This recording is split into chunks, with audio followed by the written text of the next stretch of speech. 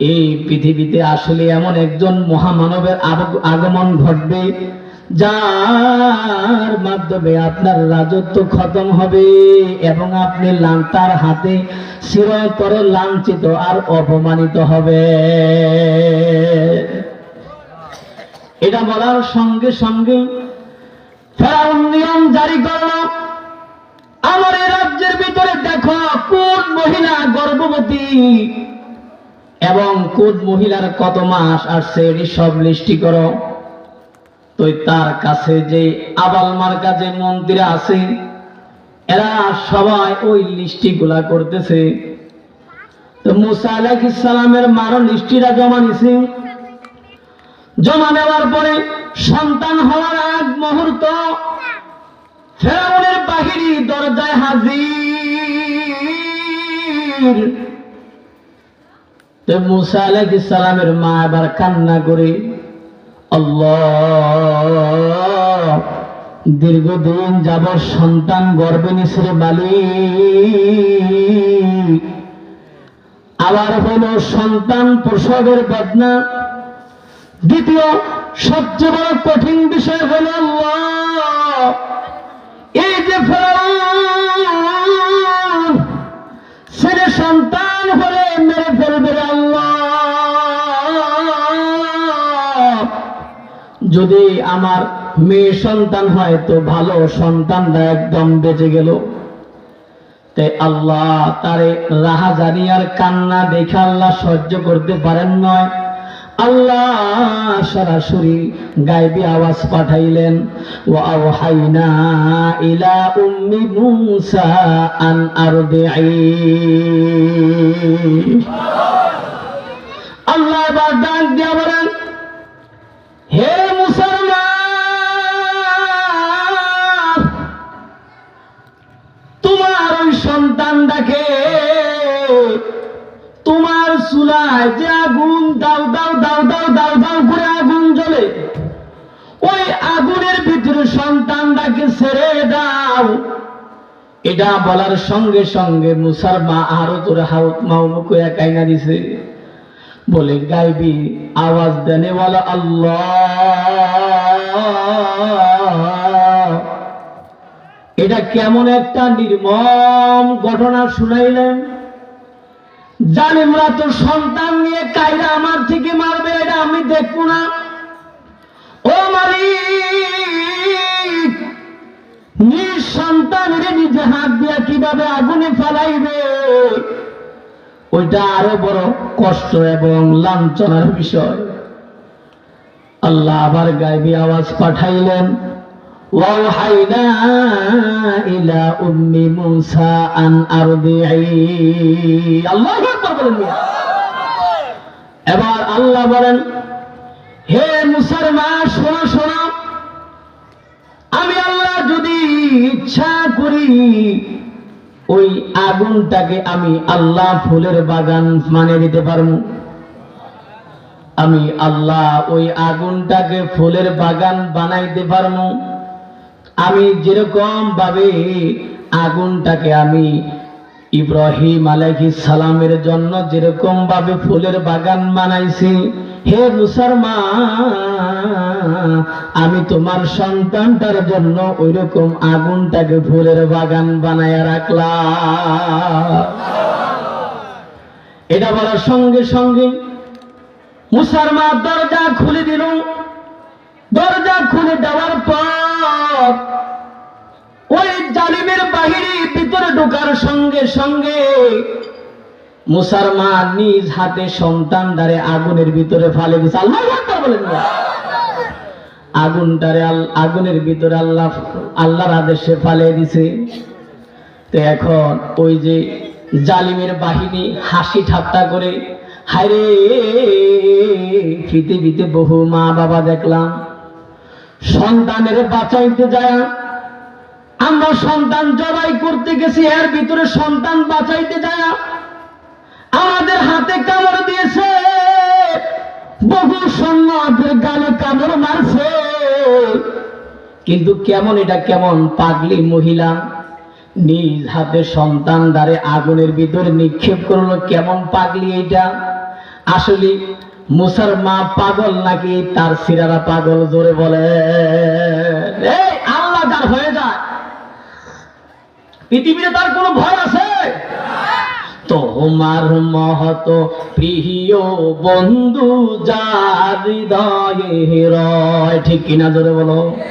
তার কি আর থাকিতে পারে, তার কি আর থাকিতে পারে চিন্তা মৃত্যুর ভয়। তোমার মহত প্রিয় বন্ধু যার হৃদয়ে রয়, ঠিক কিনা জোরে বলেন। তোমার মহত প্রিয় বন্ধু যার হৃদয়ে রয়। শিশু কাহালে মায়ের দুধে মিহিটান ক্ষুধা প্রাণ,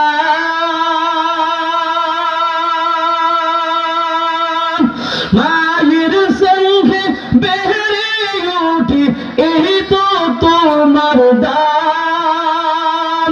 বন্ধু ভালোবাসা, বন্ধু ভালোবাসা সহরাও জগৎময়।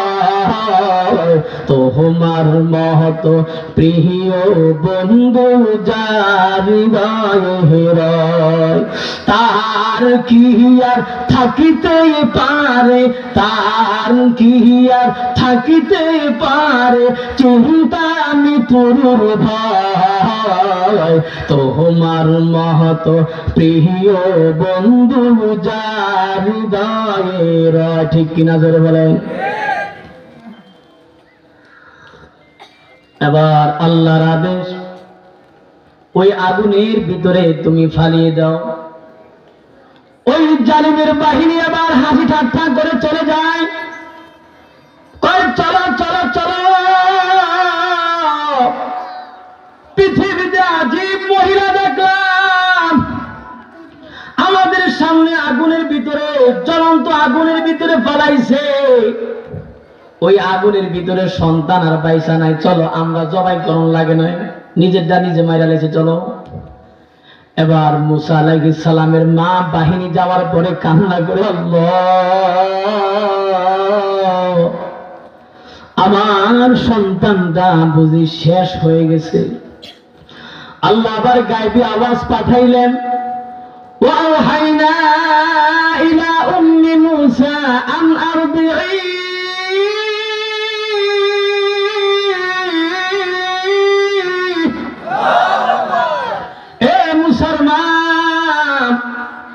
ওই আগুনের ভিতরে তুমি আবার আমার নাম নিয়ে হাত দাও। এটা আজীব একটা বিষয় ভাই রে। ওই আগুনের ভিতরে লক্ষ্য কইরা দেখে যে মুসা বাচ্চা মানুষের যে আগুনের ভিতরে ফালাইছে, ওই শাহাদাত আঙ্গুল মুখের ভিতরে দিয়া চুইতেছে। সুবহানাল্লাহ বলুন না, আরো জোরে বলেন সুবহানাল্লাহ। আঙ্গুলটা চুইতেছে, আবার ওই শাহাদাত আঙ্গুলের মাথা দিয়া দুধ পড়তেছে। আল্লাহু আকবার বলেন মিয়া। দুধ ওই আগুনের ভিতরে শুয়া শুয়া খাচ্ছে। আল্লাহর আজীব কুদরত। মুসা আলাইহিস সালামের মা বলে, যে সময় আমি ওই আগুনের ভিতরে হাত দিলাম, তে হাত দেওয়ার সঙ্গে সঙ্গে এমন একটা রহমতের বাতাস আমার গায়ে আইসা লাগলো, সঙ্গে সঙ্গে আমার কলিজাটা শীতল হয়ে গেল। শুধু তাই না রে ভাই, মুসলমান বলি, হে দুনিয়ার মানুষ, এমন ভাবে একটা বাতাস লাগলো, পৃথিবীতে আমি যতদিন আসছি এত মজাদায়ক বাতাস আর আমার শরীরের ভিতরে লাগায়নি। আল্লাহু আকবার বলেন। এই যে আওয়াজটা আল্লাহ যে পাঠাইলেন, ওয়াহাইনা ইলা উম্মি মুসা, এখানে যে গায়বী আওয়াজটাকে আল্লাহ ওহী বলছেন, মূলত মুসার মা নবী না, কিন্তু এখানে গায়বী আওয়াজ মানে গায়বী আওয়াজ বাসিয়া ওঠা, এটা হইল ইলহাম, বাসিয়া ওঠা, ঠিক কিনা জোরে বলেন।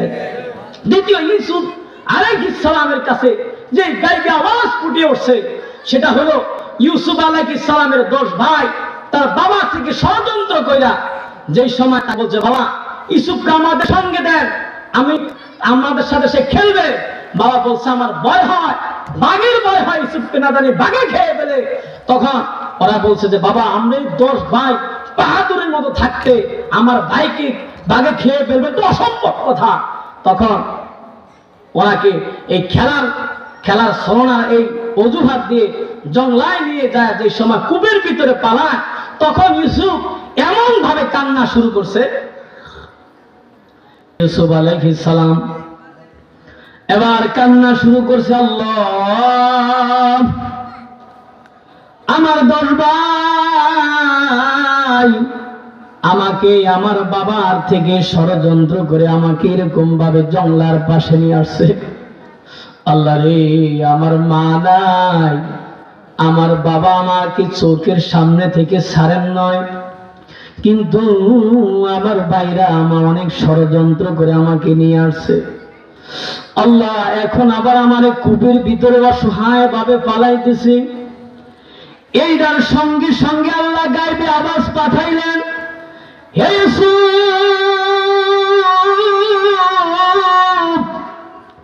তুমি কান্নাকারীর প্রয়োজন নাই।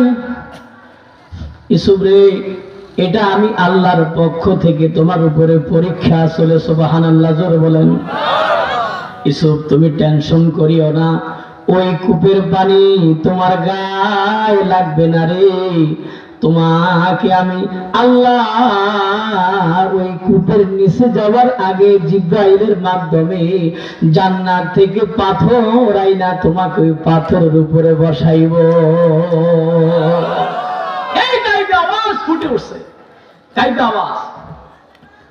দুইটা তো শুনে ফেললাম, হান্নার সাথে কি গাইবে আওয়াজ এটা আজকে শুনতে হবে। মারিয়ামের উপরে গাইবে আওয়াজ, এটা মানে আজকে শোনার টাইম নাই। এটা আল্লাহ যদি হায়াতে বাঁচায় আরেকদিন ইনশাআল্লাহ আমরা শোনার সময় পাবো। এটা অনেক দূরে গাইবে আওয়াজ। হান্নার সাথে যে গাইবে আওয়াজটা ফুটে উঠছে, ওয়াল্লাহু আ'লামু বিমা ওয়াদাআত ওয়া লাইসা যাকারু কাল উনসা। হান্না এবং ইমরান কান্নাকাটি করে, আল্লাহ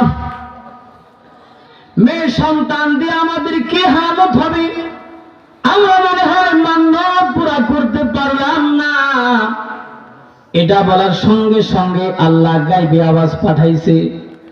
আল্লাহ বলে, হে ইমরান, হে মারিয়াম, তোমরা যে কন্যা সন্তান তুমি প্রসব করছো, এটা আমি আল্লাহ জানি কিনা, জোরে বলেন। আল্লাহ জানি কিনা, জোরে বলেন। তাহলে আমি জানি না হুন্না তোমাদেরকে মেয়ে সন্তান দিলাম। হে ইমরান এবং হান্না শোনো, এইটাই আমি আল্লাহর বিধানের উপরে সিল সম্পূর্ণ হয়ে গেছে। দুনিয়ার কোন মহিলা দিয়ে মসজিদের খেদমতের কাম হবে না। মসজিদে পুরুষের আনাগোনা বেশি, এই জন্য মসজিদে মহিলা দিয়ে খেদমত চলে না, এটাই আমার বিধান। তবে শোনো শোনো, ওয়ালাইসা যাকারু কাল উনসা, তোমার এই মেয়েটা যে হয়েছে, এই মেয়েটা দুনিয়ার কোন মহিলাদের মতন না গো। এই মেয়েটা দুনিয়ার কত মহিলাদের থেকে আমি আল্লাহ তার সম্মান বাড়িয়ে দিছি,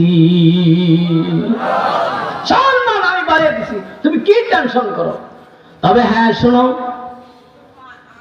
এই তোমার এই মেয়ে দিয়ে দুনিয়ার কোন মহিলা দিয়ে তো আমার ঘরে খেদমত হবে না, তবে তোমার এই মেয়ে দিয়ে আমার ঘরের খেদমত হবে। সুবহানাল্লাহ, জোরে বলেন।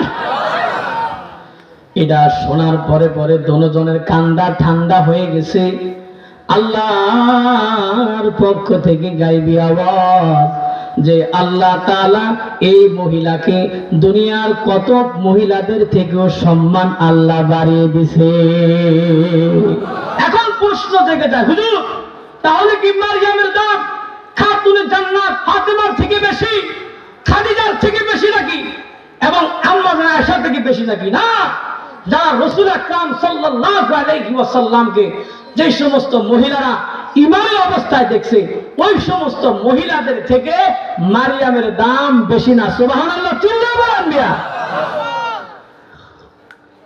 এখন এইটা শোনার পরে তো ওদের খুশির কোনো শেষ নাই। খুশি আর খুশি, এমন খুশি যারা দুজন গাইবে আওয়াজ শুনছে, শোনার পরে এখন মারিয়াম আলাইহিস সালাম নাম রাখতেছে। ওয়াইন্নী সাম্মাইতুহা মারিয়াম, হান্না তার নাম রাখছে মারিয়াম। ওয়াইন্নী উঈদুহা বিকা ওয়া যুররিয়াতাহা মিনাশ শাইতানির রাজীম।